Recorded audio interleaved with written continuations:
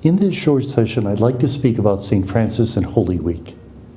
St. Francis was fascinated by the idea that God would take on flesh and become part of our lives. That's why the Eucharist, where he could tangibly touch the body of Christ, was so important for him. So in terms of Christmas, he celebrated at Greccio, where he invented the Christmas creche.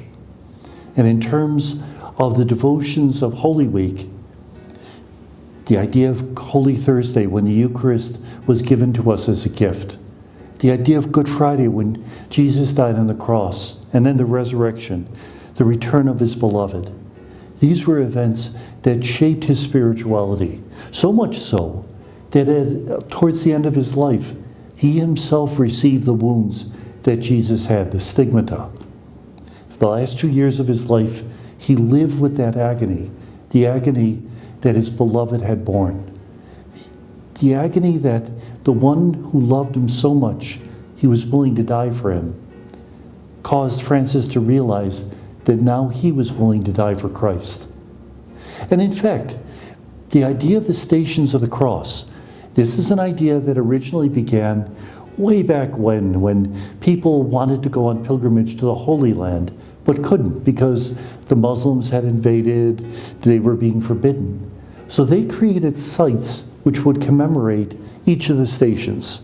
Now, the stations numbered from 6 to 20.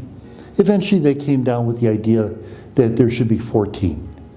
And those stations were so close to our Franciscan spirituality that until recently, the only religious order that could bless the Stations of the Cross in a church was the Franciscans, because that is who we're supposed to be.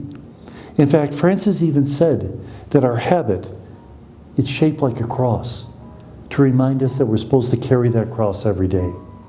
And so as we enter into Holy Week each year, we should remember that we're passing out of time into a different reality, a reality which makes us truly present at the Last Supper, at the cross, at the resurrection.